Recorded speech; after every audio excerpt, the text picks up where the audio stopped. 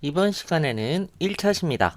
교과서 76에서 77쪽이고요. 저울로 물체의 무게를 측정하는 까닭은 무엇일까요에 대해서 알아보도록 하겠습니다. 물체의 무게 측정이 필요한 까닭. 물체의 무게를 왜 측정하는지 알아보도록 하겠습니다. 1번 물체의 무게 측정이 필요한 까닭. 물체를 들어보면 어느 물체가 무거운지 짐작할 수 있지만 두 물체의 무게가 얼마인지 정확하게 알 수 없기 때문에 우리는 물체의 무게 측정이 필요합니다. 그냥 손으로 들어보면 아, 얘가 무겁네, 얘가 가볍네, 이 정도는 짐작할 수 있어. 하지만 정확하게 얘가 얼마나 무거운지, 얘가 얼마나 가벼운지, 또는 물체의 무게가 비슷한 물체는 어느 게 더 무거운지 짐작하기가 어렵거든요. 정확하게 알 수가 없어. 그래서 물체의 무게 측정이 필요합니다. 2번 물체의 무게를 정확하게 측정할 수 있는 방법은 저울을 사용해 물체의 무게를 측정합니다. 뭘 사용해? 저울을 사용합니다. 물체의 무게 측정할 때는 저울을 사용해서 측정해요. 3번 물체의 무게를 정확하게 측정하지 않을 때 일어날 수 있는 일은 뭐가 있냐 하면 물건을 파는 사람이 신뢰를 잃을 수 있습니다.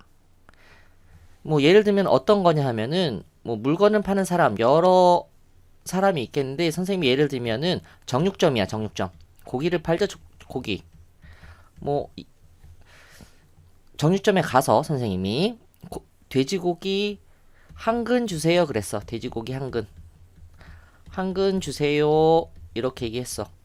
아 여기 있습니다. 그리고 돼지고기 한 근 선생님이 딱 받았는데 이거 한 근이 아닌 것 같은데요. 한 근 맞습니다. 참고적으로 얘기하면 한 근은 600g이야. 600g.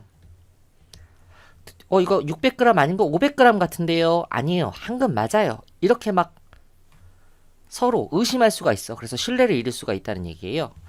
그렇기 때문에 저울을 정육점에 가보면 저울이 있어요. 그래서 바로 올려서 딱 600g이라는 거 딱 보여주고 그리고 이렇게 팔죠. 그렇기 때문에 그 무게를 정확하게 측정이 않을 때 이런 신뢰를 잃어버리는 문제가 있을 수가 있고요. 그리고 같은 상품이라도 품질이나 맛이 다를 수 있습니다. 이렇게 돼 있어. 식당에 있죠.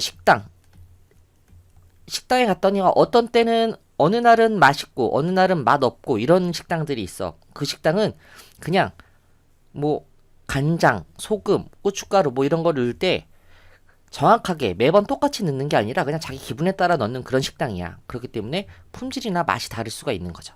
이해되셨죠? 그렇기 때문에 물체의 무게를 정확하게 측정할지 하는 게 필요해요. 그럼 탐구 활동을 봅시다.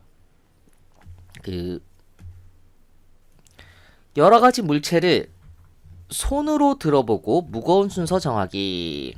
준비물은 뭐 바구니, 여러 가지 물체, 스마트 기기 등이 있고요. 탐구 방법 봅니다. 여러 가지 물체를 손으로 들어보고 이렇게 가위를 들어보고요. 그리고 풀도 들어보고요. 딱풀이죠. 그 다음에 얘는 휴대전화, 스마트폰, 선생님 폰이에요. 자, 그 다음에 얘는 연필이네요. 연필. 이렇게 모두 손으로 들어보고 무거운 순서를 정해보는 거예요. 가위가 제일 무겁냐, 풀이 제일 무겁냐, 휴대전화가 제일 무겁냐, 뭐 연필이 제일 가볍냐, 뭐 이런 식으로. 그 다음에 두 번째, 우리 생활에서 물체의 무게를 측정하는 예를 스마트 기기로 조사해 보는 거예요. 자, 탐구 결과 손으로 들어봤을 때 무거운 순서대로 나열해 보니까 선생님 기준에서는 휴대전화가 가장 무거웠고요. 두 번째로 무거운 것은 가위, 세 번째로 무거운 것은 풀, 가장 가벼운 것은 연필이었어요. 보통 이 풀과 연필이 가볍다, 휴대전화와 가위가 무겁다는 둘 다 무겁다라고 생각하는데 이 순서는 친구들하고 서로 결과가 다를 수가 있어요. 똑같은 문체를 손으로 들어본다 하더라도. 왜? 사람들마다 느끼는 게 조금씩 다를 수가 있거든요. 2번 봅니다. 내가 쓴 물체의 무거운 순서와 모든 구성원이 쓴 물체의 무거운 순서를 비교해보기. 예를 들어 나는 휴대전화가 가장 무거웠는데 친구는 가위가 가장 무겁다고 하였습니다. 무거운 순서가 모든 구성원과 같지 않다면 그 까닭을 이야기해보기. 그 이유는 뭐야? 사람마다 느끼는 물체의 무게가 다를 수 있기 때문이에요. 사람은 기계처럼 정확하지가 않아. 사람의 느낌은. 그렇기 때문에 이런 차이가 있을 수가 있다는 거죠. 자, 3번. 우리 생활에서 물체의 무게를 측정하는 예 조사하기 이렇게 되어 있는데 여기 아까 설명한 정육점이죠. 고기를 파는 정육점. 여기서 고기를 파는 사람이 주문받은 양의 고기를 무게에 따라 잘라서 판매하죠. 그래서 여기 저울에 무게를 재면서 한 덩이 올려놓고 한 끈이 몇 그램이라 그랬어? 600g이라 그랬지? 500g이네. 그럼 한 덩이 또 조그만 거 잘라서 또 올려놓고 그래서 600g으로 됐구나. 그래서 이게 한 근이에요. 이렇게 준다는 얘기예요. 또 어떤 경우가 있냐면은 잘 보기 어려운데 이렇게 도로에 이렇게 바닥에 있는 저울이 있는 경우가 있어. 이거는 화물차가 싣고 있는 짐의 무게가 적합한지 알기 위해 무게를 측정하는 거예요. 화물차에 짐을 너무 많이 실으면 그 도로가 땅에 깔아놓은 아스팔트 등이 이렇게 금방 부서지거든요. 그런 걸 막기 위해서 이렇게 짐의 무게를 측정을 합니다. 죄송합니다. 짐의 무게를 측정을 합니다. 그 다음에 세 번째, 우체국이에요. 우체국에서 택배 보내죠. 우체국에서 택배 보낼 때 이렇게 저울로 무게를 재서 무거운 거는 좀 돈을 더 내야지 보낼 수 있고 가벼운 거는 좀 더 가격이 낮죠. 이렇게 해서 택배를 보내는 그 비용을 계산하는데 또 이 저울을 쓰고요. 그 다음에 태권도 여기를 하는 모습인데 태권도 경기를 할 때는 예를 들어 요만한 친구랑 이렇게 경기하면 관계없는데 요만한 친구랑 이만한 친구랑 경기하면 당연히 다윗과 골리앗이잖아. 그치? 싸움이 안 되겠지. 그렇기 때문에 같은 체급, 비슷한 몸을 갖고 있는 사람끼리 경기를 하게 되거든요.